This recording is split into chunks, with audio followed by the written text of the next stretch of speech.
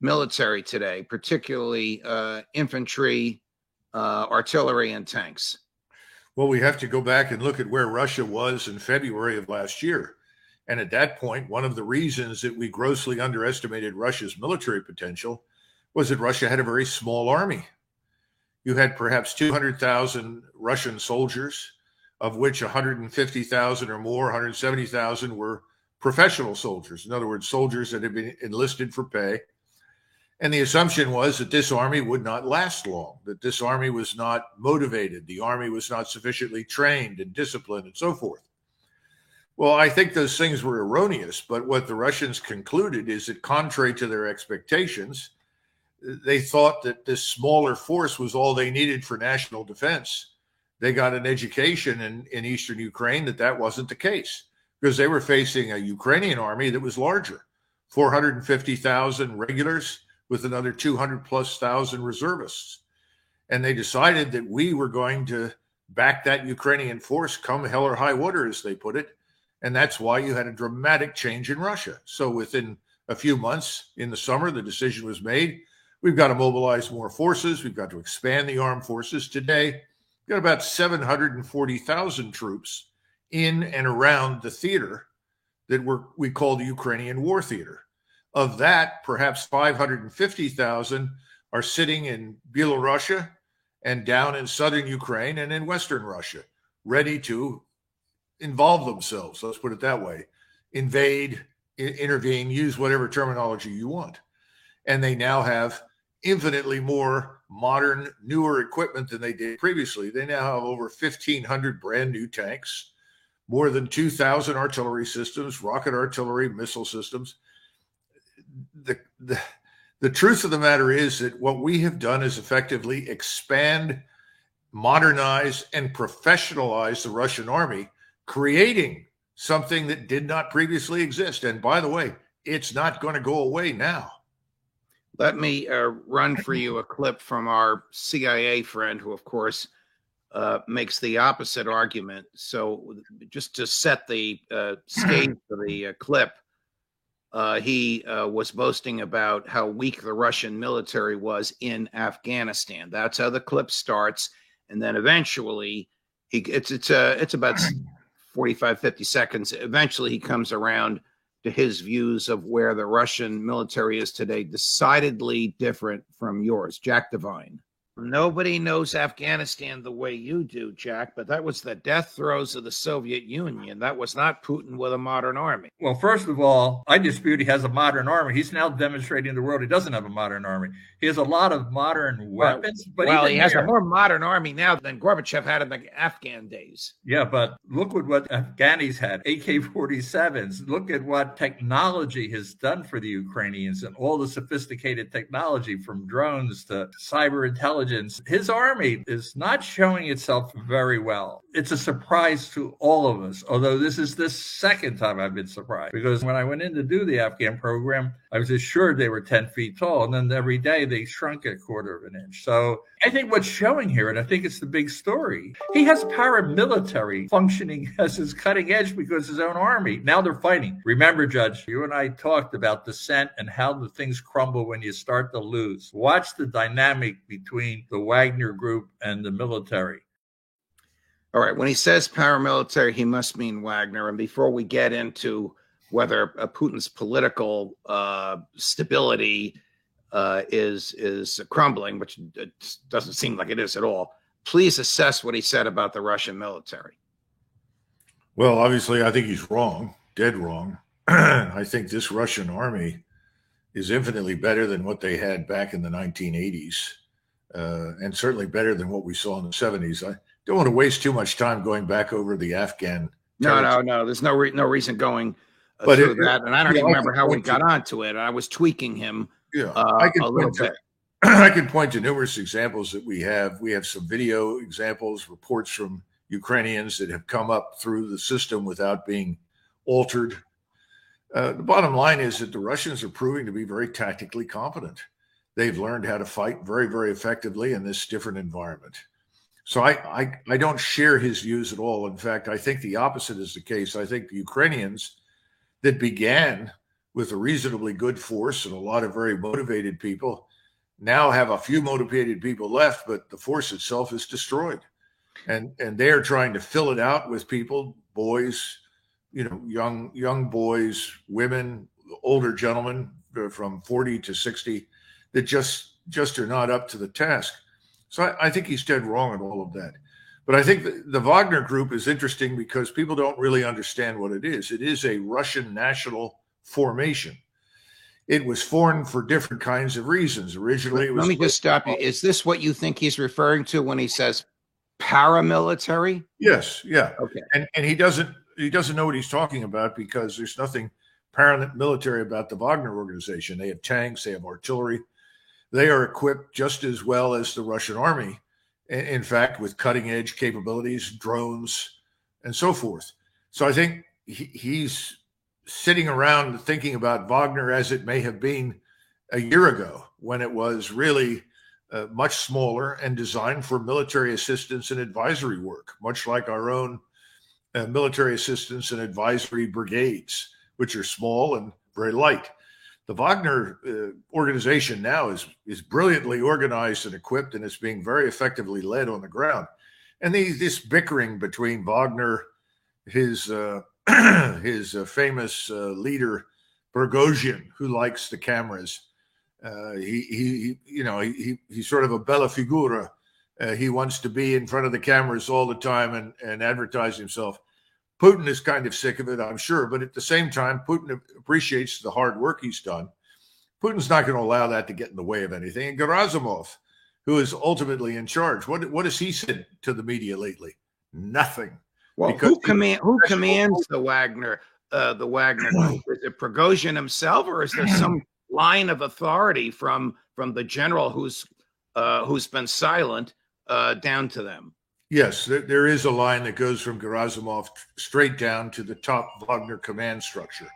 And that command structure reflects military experience, talent, and organization.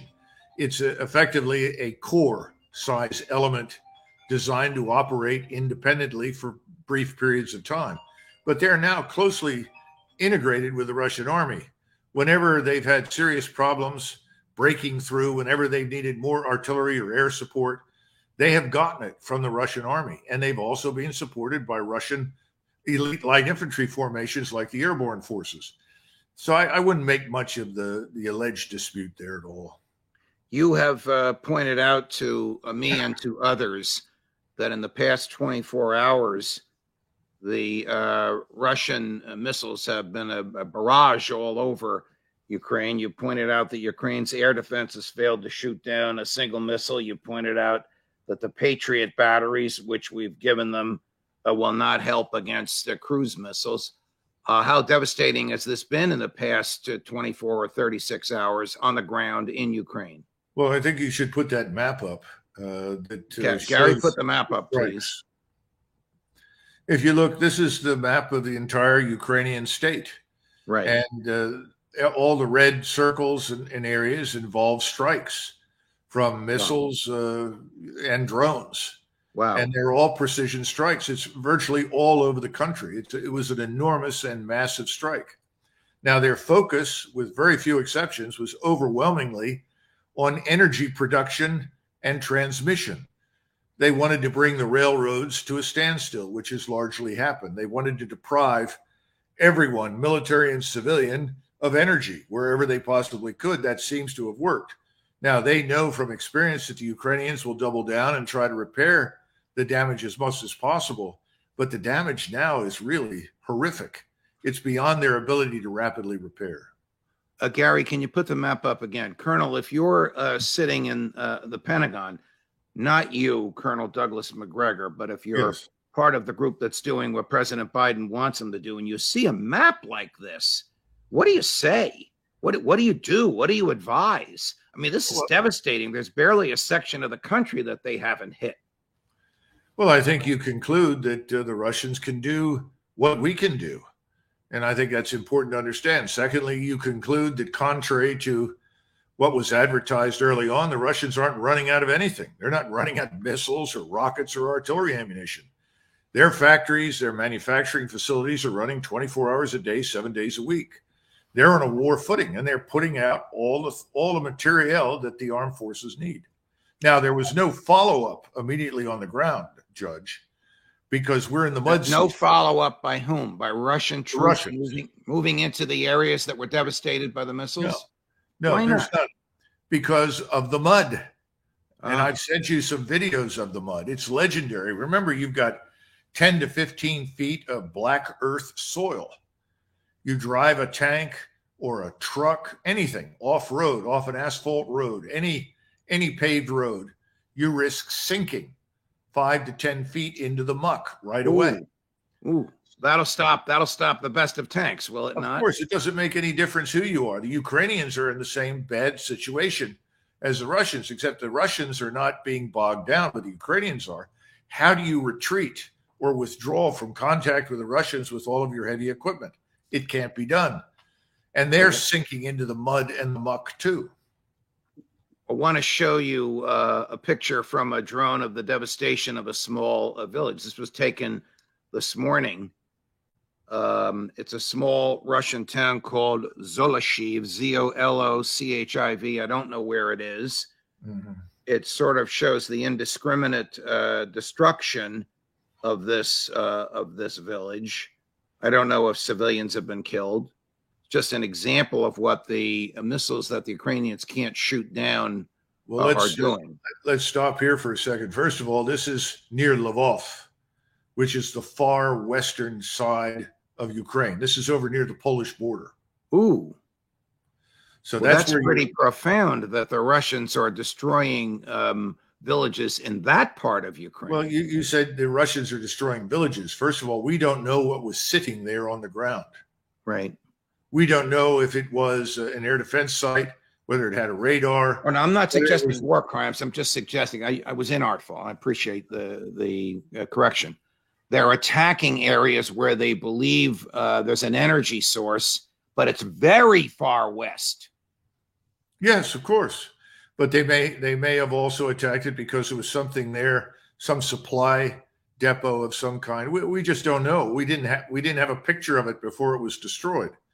Right. And remember, you have several layers of targeteers. These are people that study the maps, look at the photographs, and then certify the targets. Those targets are then transmitted to the various batteries and then fired. We haven't had any role in any of that. We don't know what happened. Sometimes those targets are not valid. Sometimes someone mistakes a building for something it isn't, or it's being reported that something moved into the building that isn't there anymore. That happened to us all the time during the Kosovo Air Campaign. We struck things and only to find out, well, we didn't hit anything. Now, I'm not suggesting that this time with the Russians in Ukraine. I think they've got a better grip than we did in Kosovo. And why not? They've lived there with these people for hundreds of years. They know where things are. It's not a mystery. Right. But the bottom line is we don't know what was there to begin with. They have tried to focus primarily on energy. They're trying to bring the state to a standstill, and they've just about achieved that. But they also hit some other targets, a few air defense sites, but most of Ukraine's air defense is being stripped away, and that brings us to the Patriot battery. And the Patriot was really designed to shoot down theater ballistic missiles.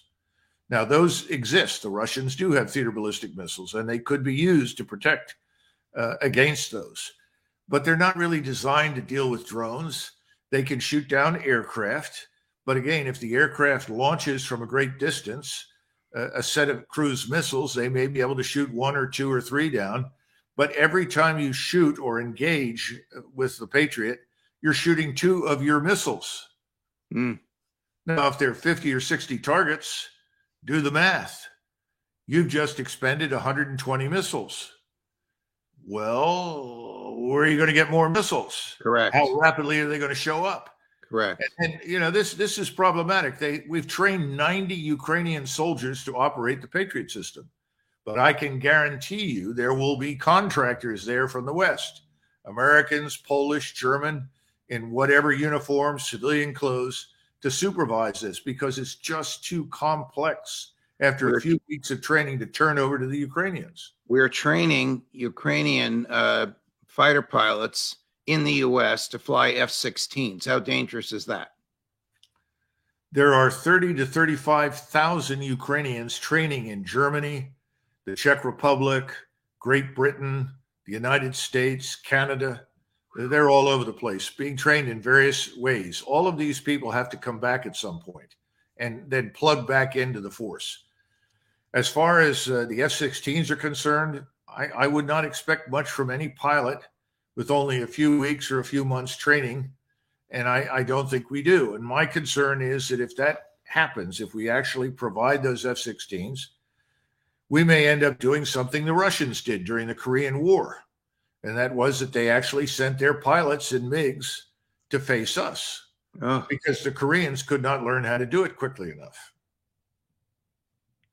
You mean that Russian pilots might be shooting down Ukrainian pilots or American pilots in F-16s? Well, if you're a Russian pilot and you see an enemy aircraft, or you are a Russian air defense battery and you have enemy aircraft, you shoot it down. It doesn't matter who's flying the thing. And that's what we did during the Korean War. We had some examples of that during the Vietnam War. It's very straightforward. You just can't train enough of the people, the indigenous population, to operate these things. All right. I have a couple more topics with you. Last Friday, Chancellor Scholz visited the White House. He had a private meeting with no press and no assistants, we understand, there with President Biden. I suppose it's dangerous to have a meeting like that for an hour. What is the U.S. going to rely on? Biden's memory. But within 48 hours, on the front page of the New York Times was a piece in very vague ways, not quoting anybody at all, attempting to refute Sy Hersh's piece on the origins of the and the mechanics of the plan to destroy the Nord Stream pipeline. I'm thinking that the chancellor went to him and said, I'm going to lose my job if you don't give me some sort of cover. There's been nothing to refute what we know your Navy and your CIA did.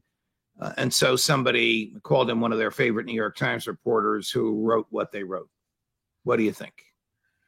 Imagine if FDR had gone to the press and said, well, we had an attack on Pearl Harbor. We're not really sure who is responsible. There are several possible candidates for the attack. And we have some evidence that perhaps someone from Malaysia or Indonesia managed to launch attacks against us, but we're not sure. We're continuing to study the problem. It would not have worked. Well, Scholz is in that position right now. Scholz is literally presiding over a Pearl Harbor inflicted on Germany by the United States. Correct.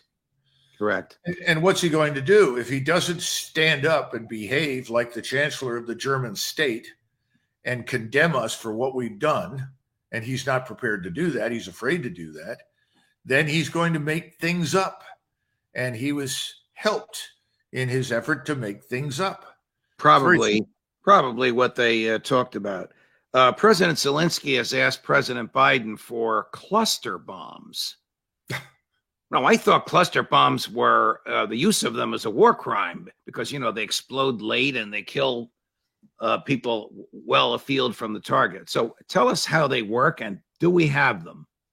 Well, I'm sure that we do. How many? I have no idea. I saw the use of cluster munitions in 1991. They were used by our artillery formations, and they spew out hundreds of bomblets all over the ground. Unfortunately, 10 to 15% of them do not explode. And what happened as a result was that children who lived in a village nearby where the bomblets landed would go up and pick it up, think it's a baseball or a ball of some kind, and toss it back and forth, and then eventually it explodes and harms the child or kills the child. It was horrific, and we were all upset over it. I was upset at the time when we were using them because they were firing these things right ahead of us in the path that we were going to take to reach the enemy. And I kept asking, please check fire. Don't fire the damn ammunition. Use high explosive, that's fine, but no bomblets, please. And unfortunately, we ended up driving over them. Now, it doesn't hurt a tank or an armored fighting vehicle, but if you're in a truck or a Humvee or something, it does serious damage. And we had some casualties as a result of those bomblets. Your prognosis for the course of events in the next month or so as spring approaches in Ukraine? You know, I just asked that question from several of my trusted sources. What's the long-range weather forecast? Because I'm interested to know when the mud dries out. And whenever the mud dries out and you have trafficable ground, I would expect that the Russians will move, unless, of course, there are peace talks and some arrangement is reached. But barring that, that could happen at the end of March, the end of April, the end of May, or even in June. In 1944, the Russians wanted to attack in May, but they couldn't do it out of Ukraine and White Russia because the ground wasn't trafficable. So they ultimately waited until about the 20th, 21st, and then it was postponed to the 22nd of June, which happened to be the anniversary of the invasion of the Soviet Union by the Wehrmacht. And that was called Operation Bagration, that had a devastating impact on the Eastern Front. The only reason I'm bringing it up is I'm sure the Russians are looking at the ground. And when the ground is favorable, I'm quite certain they'll move. But until then, the last thing that you want to do is have someone advance deep and then find that he's alone, isolated, and no one can reach him because the ground everywhere else is not trafficable. So you want to have a maneuver-free operation. And that right now, that is not possible. So I suspect we'll wait until the ground is trafficable. So I'll watch the weather. Colonel Doug Macgregor, what a fantastic lesson you've given. We appreciate all your time and all your knowledge. Thank you very much. Thank you. Judge Napolitano, more as we get it, of course, for Judging Freedom.